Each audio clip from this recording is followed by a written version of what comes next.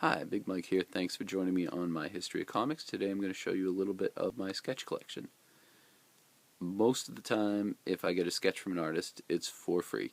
I generally can't afford to be paying for art too much, although I don't begrudge any artist making a living from doing their art. So, getting sketches is probably my favorite thing to do at a convention, in-store appearance, or event, etc. I love having just a little something that the artist drew just for me.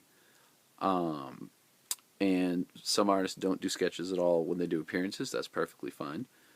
Some artists, again, won't do anything for free, which is, again, perfectly fine.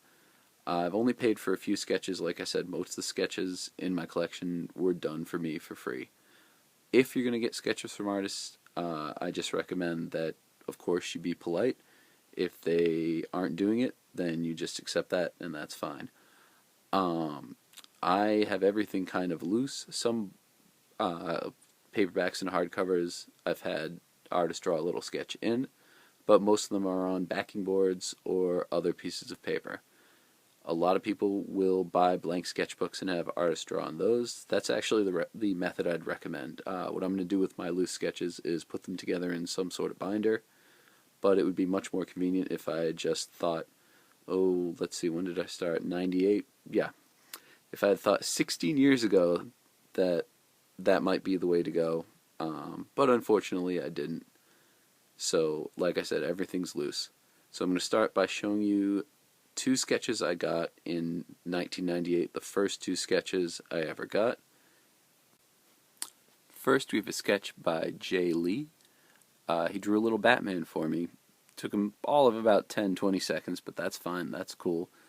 I had him draw it on the back of a receipt because I didn't think to have him draw it on a backing board, and that was the only paper I had on me.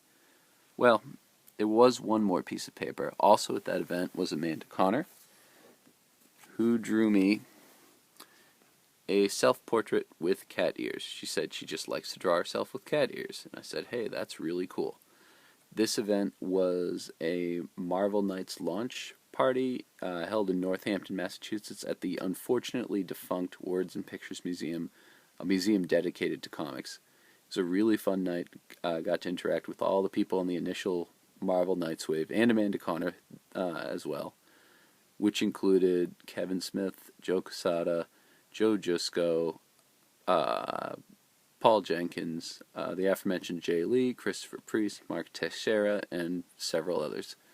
It was the first time I'd ever met any comic book creators. They were all very engaging, they were all very nice, and I quite enjoyed it. I didn't go to an actual convention until 2001. I happened to be going down to Florida when the MegaCon was happening, and CrossGen, a now defunct company, was getting started, and they had a lot of mid to big name creators working on them. And I don't know if they were under orders by the person who ran the con to do free sketches, but all the CrossGen artists were doing free sketches. So this one's by Bart Sears, probably best known for drawing Justice League Europe in the early 90s. This is one of the characters from the series The First that he drew.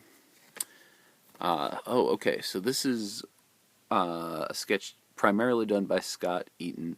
It's from the comic book series Sigil, and on the left, Mark Waid, who was the writer of the book at the time, signed it.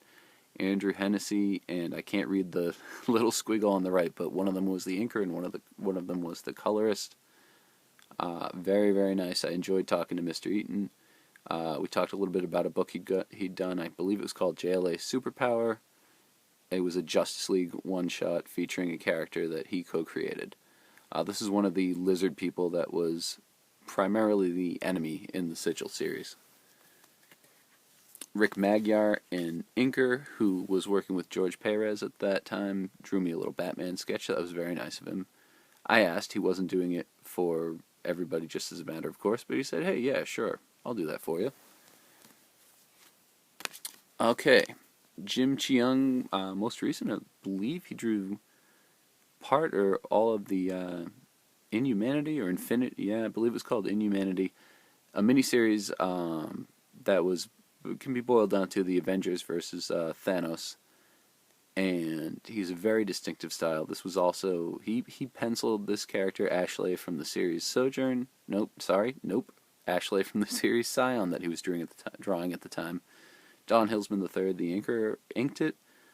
I had a good time actually talking to the colorist, whose name escaped me, and we talked actually about comparative religion of all things. You never know what topic you might get into kind of almost by accident at a con.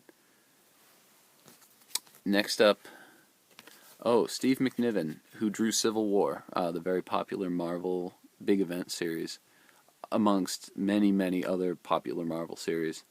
Sephi, the lead character from Meridian, he had just started the book at the time, and this was relatively early in his career, 2001. And I told him I really enjoyed his art on the series, and he grew so much since then. So it's really cool to have this. Okay, Greg Land, controversial artist. I can say that I watched him draw, so I know he can, even if he doesn't have reference right in front of him. But he had a huge line, so after waiting for a while, I saw a series of discarded sketches, and I asked him if I could have this one of an orc, and he said, "Oh yeah, take it."